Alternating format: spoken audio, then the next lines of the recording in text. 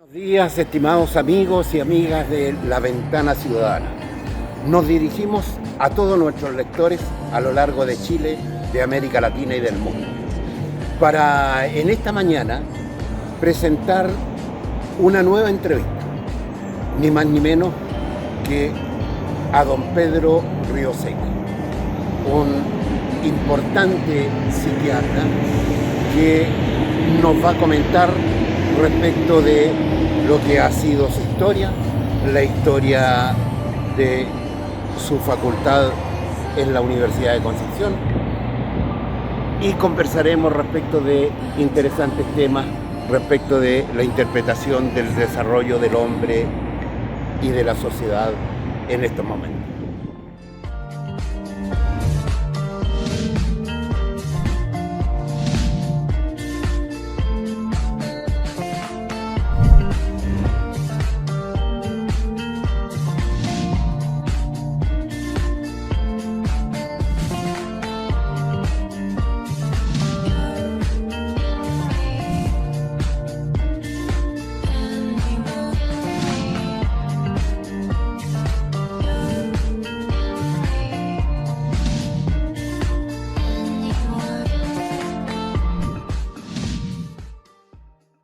Señalado en esta presentación, nos encontramos ni más ni menos que en la Universidad de Concepción, en un lugar maravilloso y con este gran amigo de La Ventana Ciudadana, don Pedro Rioseco. Hola Pedro, ¿cómo estás? Hola, muy buenos días y muchas gracias por invitarme a esta entrevista.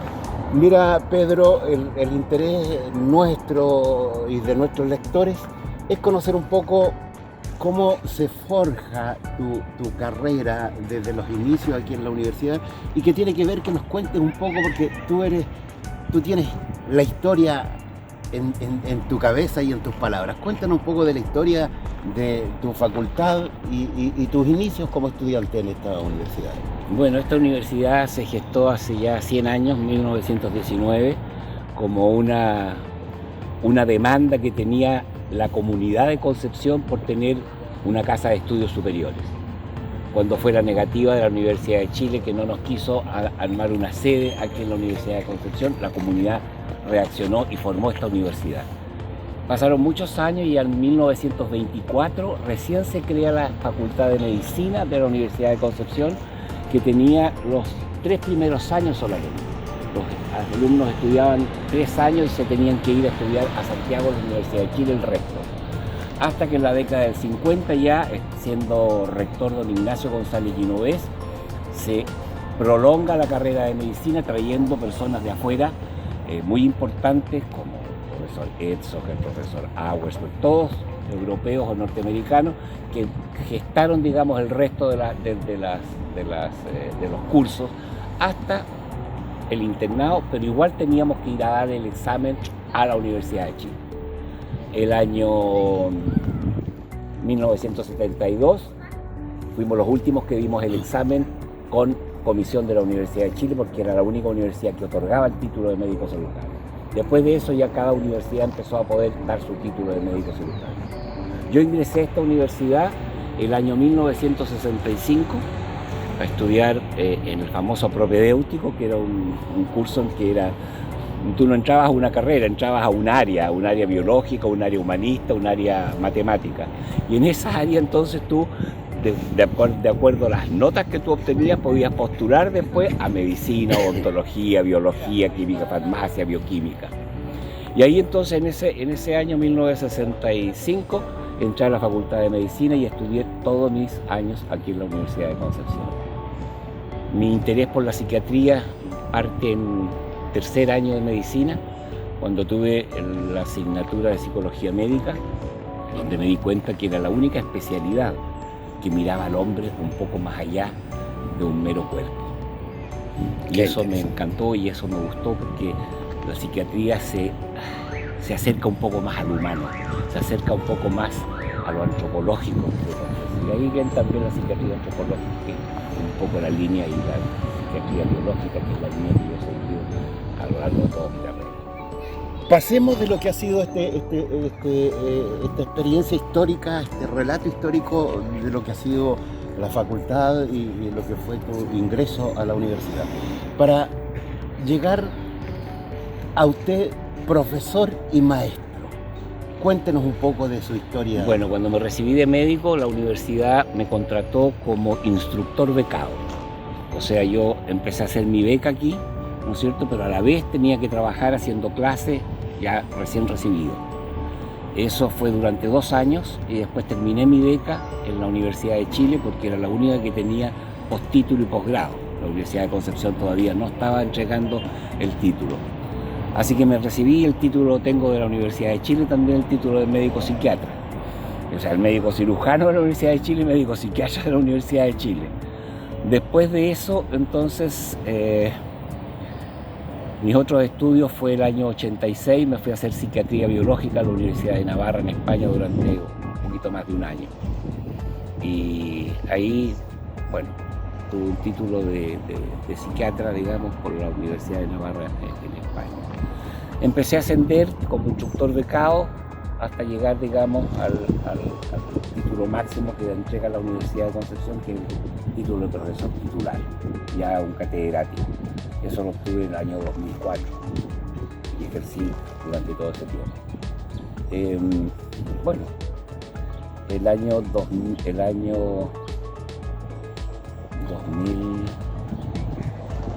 más o menos, un poquito antes, yo te diría, esto fue el año 96, me nombraron director del departamento en ese entonces se llamaba director del departamento de psiquiatría, que hoy día se llama psiquiatría y salud mental. Y siendo director yo entonces dije que había una de las falencias que había en este país eran los psiquiatras. Nadie quería estudiar psiquiatría, la psiquiatría era la última especialidad. Imagínate que del curso de 100 que éramos nosotros, apenas 3 fuimos psiquiatras. Bueno, yo dije, no puede ser, faltan psiquiatras, y por lo tanto dije, voy a crear el postítulo de psiquiatría aquí en Concepción, para que se forme gente aquí en Concepción.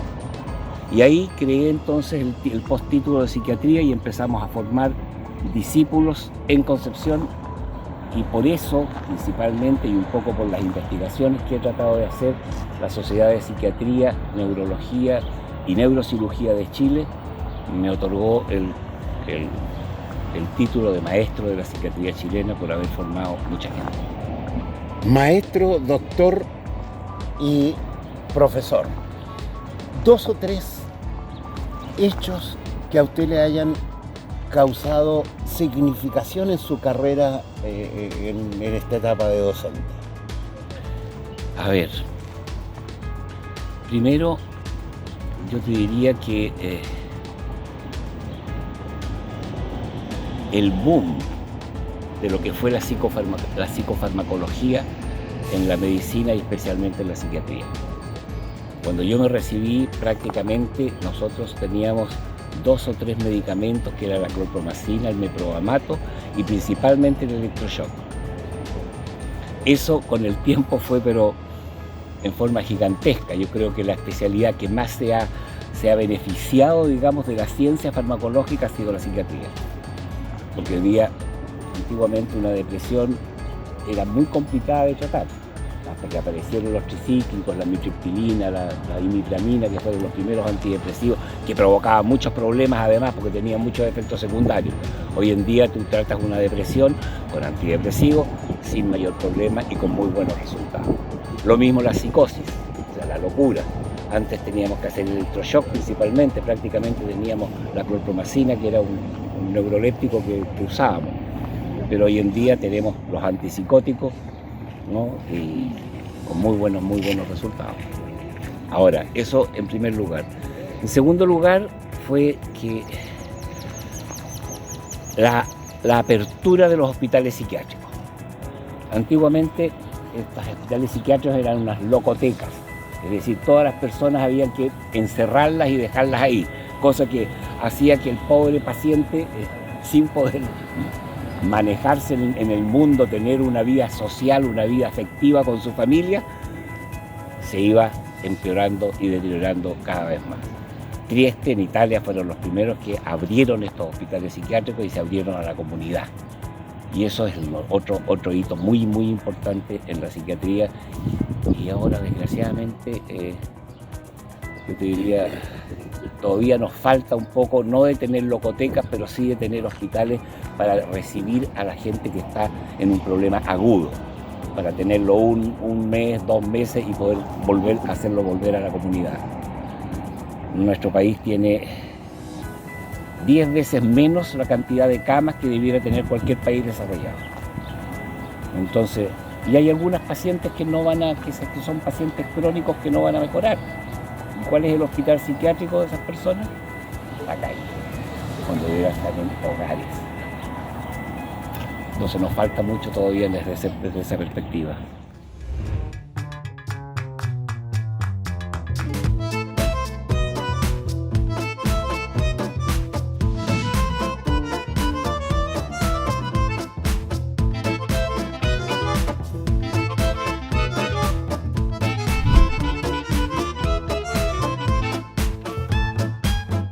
Nuestros amigos lectores se hacen partícipe de esta interesante conversación con Pedro. Pedro, tú nos has hecho un interesante relato histórico de la creación en esta universidad, el aporte que la medicina ha hecho. Nos has señalado algunos hitos importantes respecto del proceso de desarrollo de la psiquiatría en Chile.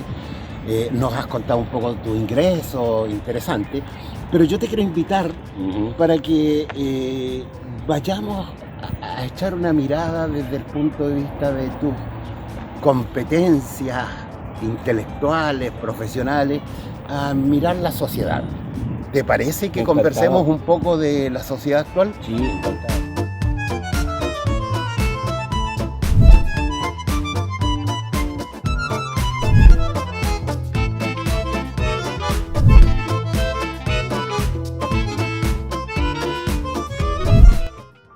Profesor, doctor y maestro. Diga. Estamos en sus ex canchas, donde usted debutó, Así es. trabajó, profundizó en temas de psiquiatría. Así es. Yo lo invitaba para que con nuestros amigos de la Ventana Ciudadana entremos en un tema que a mí me gusta mucho, que tiene que ver con dar elementos para pasar del pensamiento social e individual al razonamiento. Pero creo que no es posible hacer razonamientos si no hay un buen diagnóstico. Antes de pasar a lo social, en el plano del diagnóstico de la situación mental en Chile, ¿qué aportes le tocó vivir a usted? Bueno, yo creo que aportes muy, muy importantes. Y aportes que la Universidad de Concepción, a través del Departamento de Psiquiatría y Salud Mental, hizo no tan solo a nuestra comunidad penquista, sino que a nivel de todo Chile. Antiguamente la epidemiología psiquiátrica era muy pobre en Chile, había pequeños trabajos sobre alcoholismo, sobre alguna que otra cosa, pero nunca se había hecho un trabajo de realmente ver de qué enferma psiquiátricamente toda la población de Chile.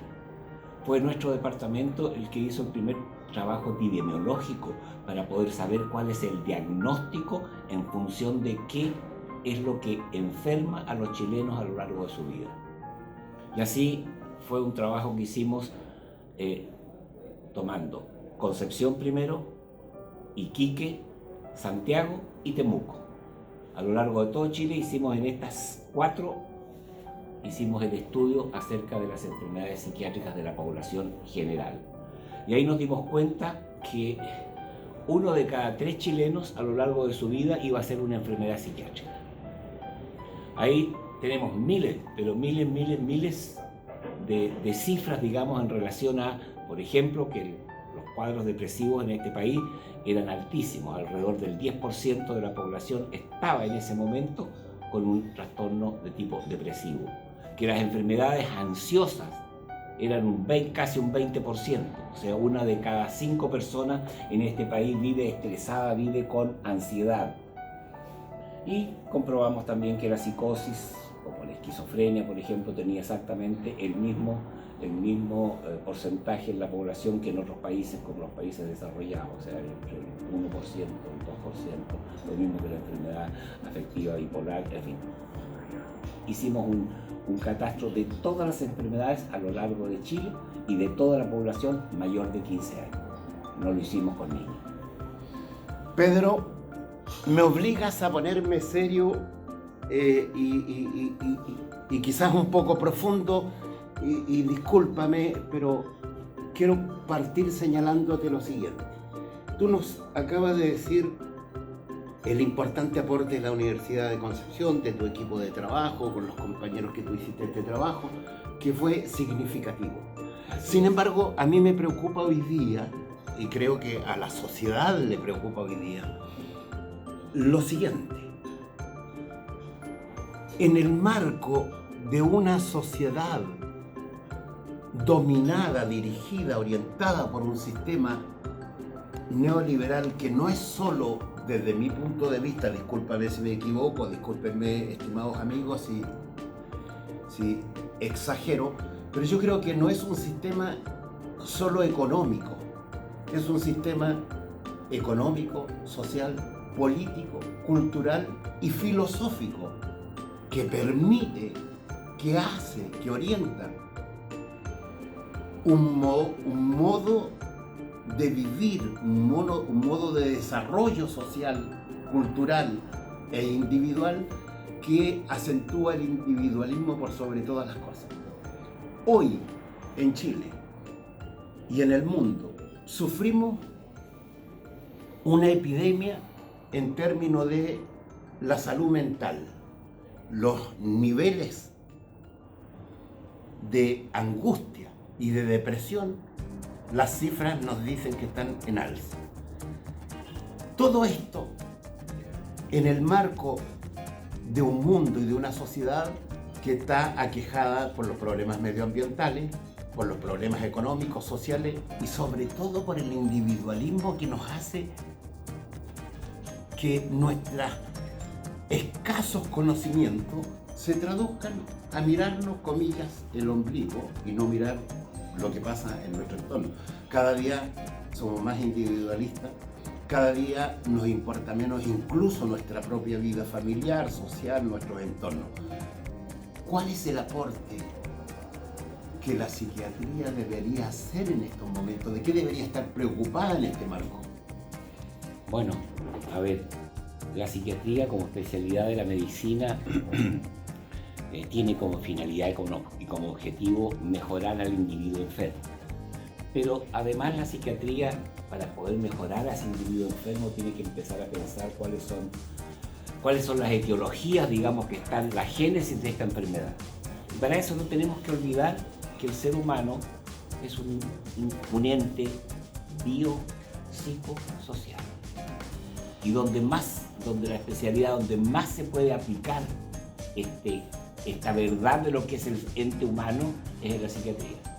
Porque la génesis de lo que tú me estás diciendo, de la angustia de la población, del individualismo que está existiendo ahora, del hedonismo, de la pérdida de valores y de principios, está siendo dado no por la parte biológica, sino que está siendo dado por la parte psicológica y social.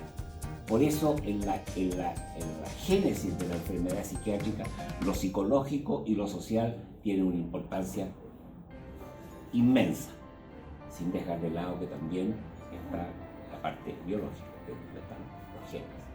Ahora, nosotros nos damos cuenta, por ejemplo, que yo no sé si es como tú dices, el neoliberalismo exclusivamente lo que está dando esto, porque creo que se está dando incluso en partes donde no hay neoliberalismo, está cambiando lo social desde un punto de vista de lo que es el ser humano.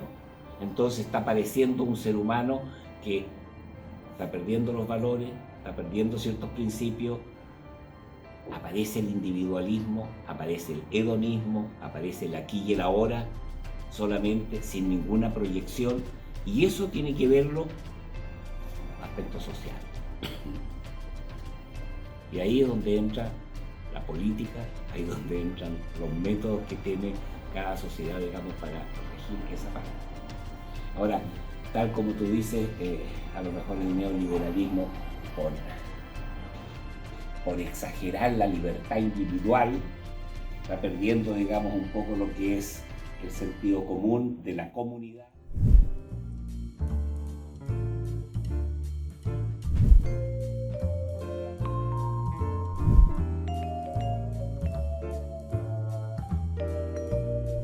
Yo creo que tiene en parte culpa también. Ha ido cambiando la visión del ser humano en función de lo que es importante. Entonces estamos en una sociedad donde lo importante es la imagen y no la verdad. Entonces la gente empieza a vivir a través de la imagen.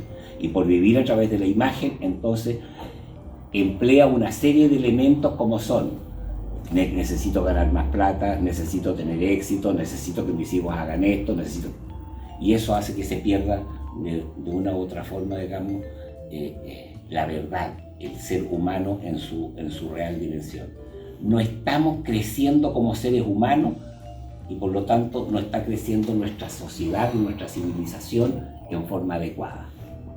Ese es un tema que me preocupa y nos preocupa como equipo editorial de La Ventana Ciudadana, y por eso es que nosotros hemos hecho este medio para intentar razonar con la ciudadanía, con los expertos, con sus temas, en este tipo de problemáticas que asolan al ser humano y a la sociedad en su conjunto. Mira, Pedro, yo tengo la sensación de que nosotros pasamos de una sociedad en donde la solidaridad era un elemento sumamente importante, claro, a un individualismo exagerado. Absoluto. En términos conductuales, prácticos, yo viví con todos mis primos, que éramos amigos, con mis padres junto a sus hermanos, con la familia, con el living de la casa donde se conversaba, con el comedor donde se hacía sobremesa, con nuestras antiguas radios donde se escuchaban las noticias y se comentaban, a un individualismo exagerado. Yo tengo la sensación de que todo esto nos ha llevado a perder la visión integral del desarrollo humano. Pensamos lo que nos ponen los incentivos del medio, del mercado, los estímulos que nos pone la publicidad, pero no razonamos. Yo creo que hay que razonar con lápiz y papel. Yo creo que hay que intentar razonar colectivamente. Y para ello me parece fundamental ver cómo estamos en nuestro desarrollo integral y cómo estamos en el desarrollo intelectual. Tengo la sensación, Pedro, de que estamos en un retroceso desde el punto de vista del desarrollo intelectual. Lo digo por las dificultades sociales, políticas. Nuestros líderes hoy día están muy menos preparados que anteriormente.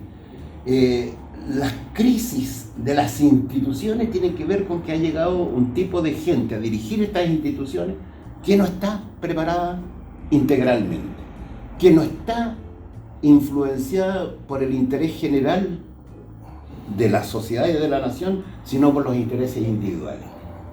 Estoy plenamente de acuerdo contigo.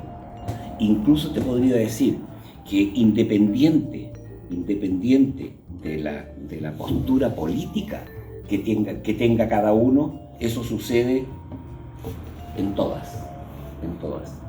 ¿Por qué? Porque no hay una formación, tal como tú dices, integral, donde realmente haya una formación de valores, de principios, de lo que es realmente el ser humano. Sino que aquí, es lo que te decía, no, es más importante la imagen, es más importante el poder, no el sacar adelante un país, sino que el obtener el poder. Si tú miras, por ejemplo, las discusiones en la Cámara de Diputados, en la Cámara de los Senadores, cómo pierden el tiempo en peleas que son absolutamente absurdas, en lugar de empezar a pensar cosas que podrían ser de provecho para toda la población. Y lo mal que se expresan da cuenta de que no tienen conocimiento de los fenómenos que analizan. Así es. Pero esa es nuestra democracia, desgraciadamente, como te decía antes, o off the record te decía, nuestra democracia, si bien es cierto que yo creo que es la mejor de todas las formas de vida comunitaria, yo no conozco otra, pero está mal en este momento. Es una democracia que solamente se ve porque votamos, pero no existe una comunidad que esté lo suficientemente arreglada o conformada como para poder realmente tener el peso sobre las decisiones que debe haber en un país. La comunidad no.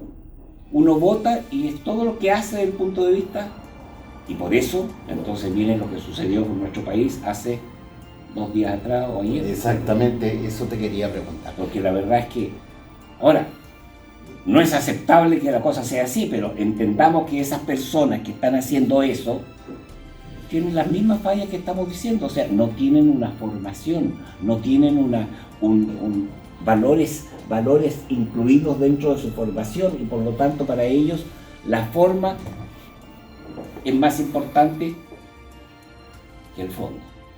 Mire, estimados amigos de La Ventana Ciudadana, esta entrevista se está haciendo una semana antes y anoche vivimos una situación social terrible en nuestro país, en Santiago, en nuestra capital, y en una semana más ustedes van a estar escuchando esta entrevista.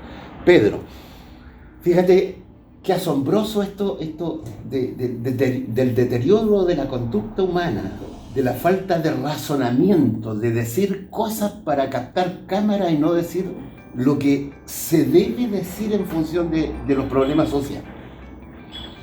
Un par de ministros, después de todo el caos económico y social que se viene produciendo, hicieron declaraciones pero infantiles, perturbadoras. Una ministra y un ministro que llamaban a la gente a levantarse 3 horas más temprano, que no durmieran. Otra ministra que gana millones diciéndole a la gente que 300 pesos diarios los pasajes era poco. En definitiva, o sea, ¿cómo somos hoy día dirigidos por gente que no razona lo suficiente? Y nos encontramos con una respuesta social como la que tú acabas de señalar, y a eso te quiero pedir. Invítanos, por favor, a nosotros y a nuestros lectores a intentar un razonamiento más integral. Y discúlpame, pero este tema me apasiona.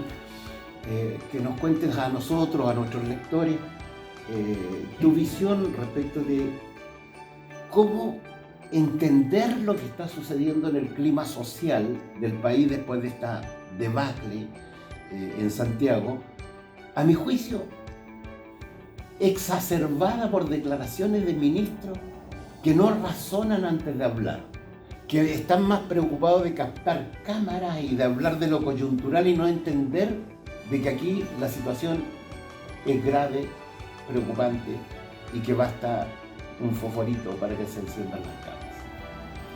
A ver, yo creo que aquí hay una situación que es un poquitito más globalizada. Yo creo que la población en general está cansada de una democracia que yo te decía que es solamente una democracia de elecciones. Tenemos un Congreso que la verdad es que no funciona, que está dedicado a 1000 cosas, pero no a hacer las cosas que debieran hacer. Y cuando hacen algunas leyes, las hacen mal. Y a los 2 o 3 años hay que volver a hacer la misma ley. Tenemos una parte jurídica que se ha dedicado a pelear, donde hay problemas desde que echaron a 3 ministros de la Corte de Apelaciones de Rancagua por qué ya conocemos el tema. Tenemos una Corte Suprema que se mete con el Ejecutivo. Tenemos una Corte Suprema que pelea con el Tribunal Constitucional, y tenemos un Ejecutivo que hace lo que tú dices.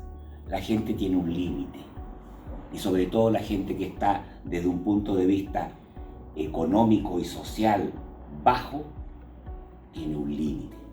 Y dentro de ese límite emerge con fuerza la agresión, porque el ser humano tiene dentro de sí la agresividad como una forma de defensa, y por eso estalla en una situación de este tipo.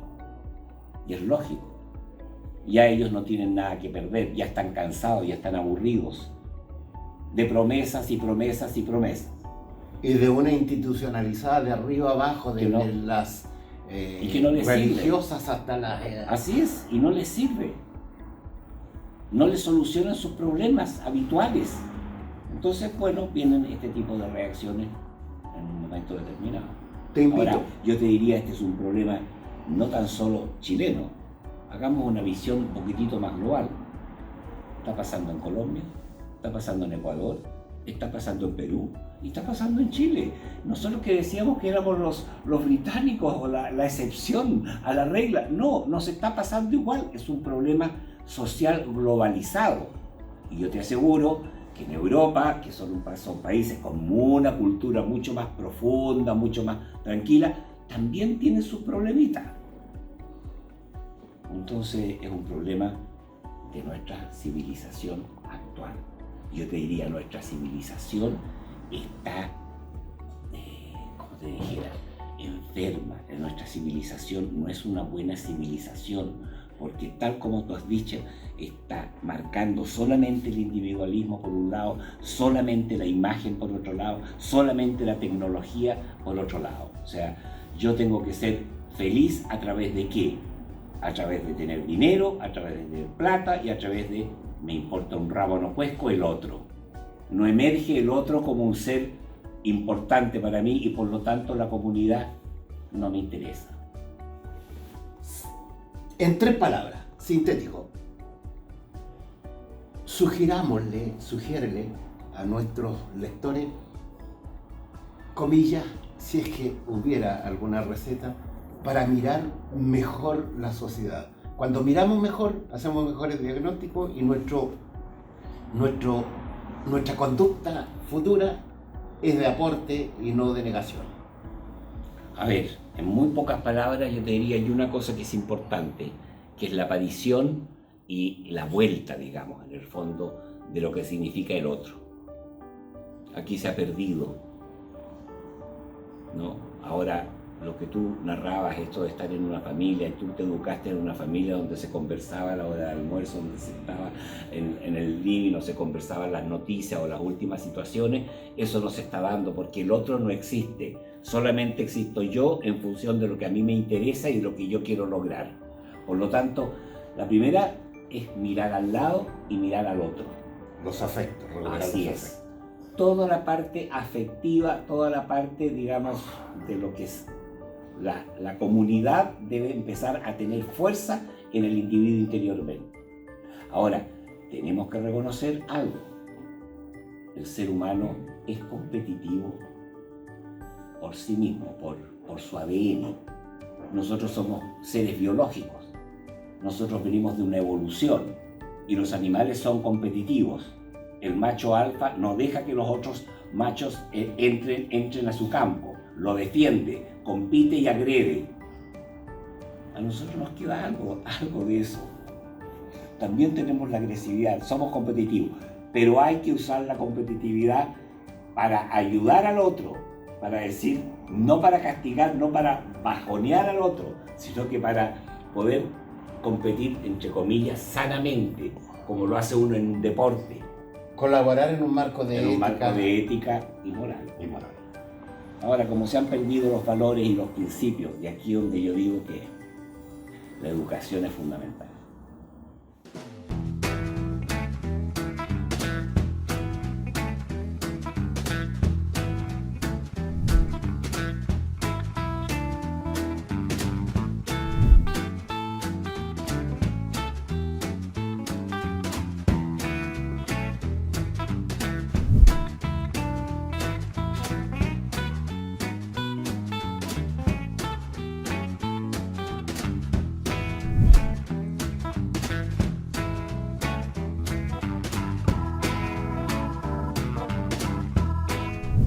Pedro, estamos en tu universidad. Así es. Universidad que te trae muchos recuerdos, en la cual tú hiciste grandes aportes y ni más ni menos que la pinacoteca de la Universidad de Concepción, que merece ser homenajeada como una de las obras más importantes de Chile en cuanto a la pintura y al arte en general. Tú eres un hombre ligado a las artes, Nos hemos encontrado de modo permanente en los conciertos de nuestra gran orquesta de la Universidad de Concepción. Y nos encontramos hoy día aquí en este santuario de la pintura. Pero también tu experiencia vivencial, vivida, pasa por el arte y pasa, algún día tú cantaste.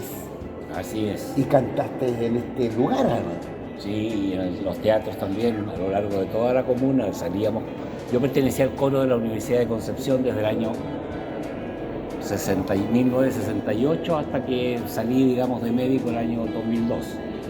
Hicimos una gira por todo Chile, llegando incluso a Arica y a Tacna, todo el coro, y cantábamos porque difundíamos la música, porque nos interesaba que el pueblo y nuestra comunidad supiera acerca de lo que era la música. Por lo tanto, salíamos a todos los pueblos chicos, que Victoria, Coelemu, íbamos a cantar.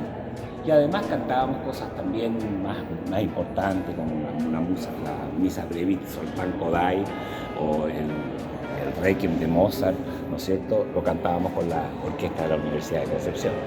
Qué tiempos que nos hacen falta, ¿eh? Así es. La cultura llevada desde la universidad a las localidades, a la comunidad.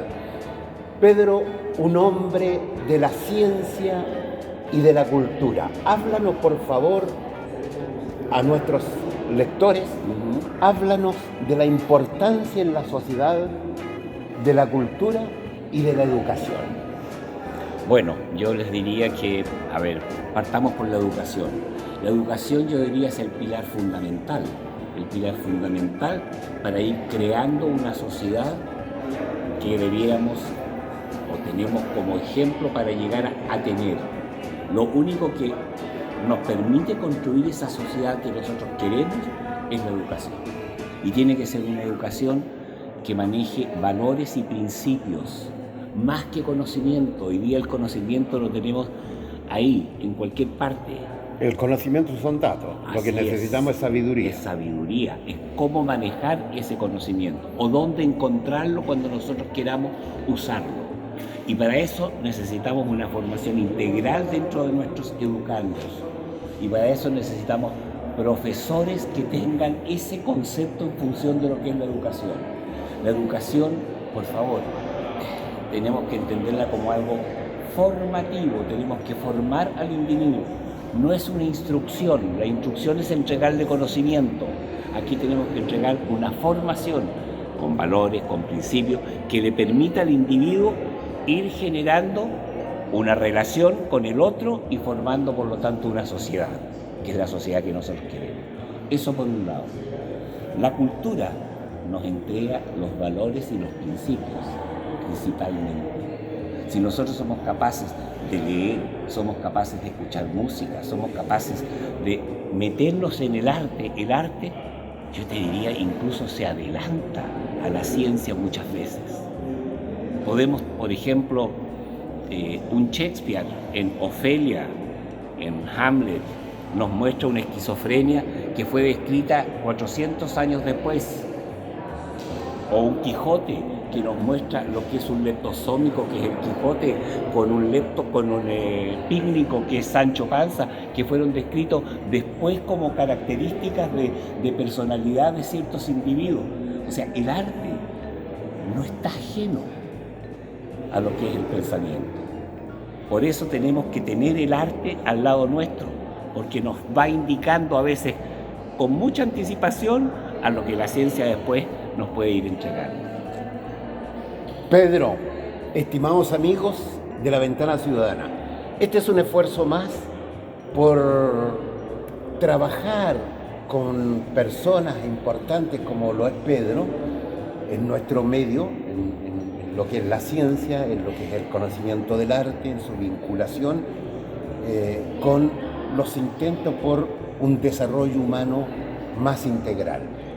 Pedro, nosotros te invitamos a que esta entrevista no solo sea el único y primer paso que tú das con nuestra Ventana Ciudadana, sino que te invitamos a que comiences a escribir y tienes un espacio ahí reservado para dialogar con nuestra ciudadanía. Gracias, estimados amigos y amigas de la Ventana Ciudadana a lo largo de Chile y del mundo. Pedro, para que te despidas de nuestros amigos. Bueno, muchas gracias por haberme permitido también haber dado alguna de mis ideas en función, digamos, de lo que es un poco nuestro pensamiento como ex profesor universitario y ex corista del coro de la Universidad de Concepción. Muchas gracias por permitirme este espacio.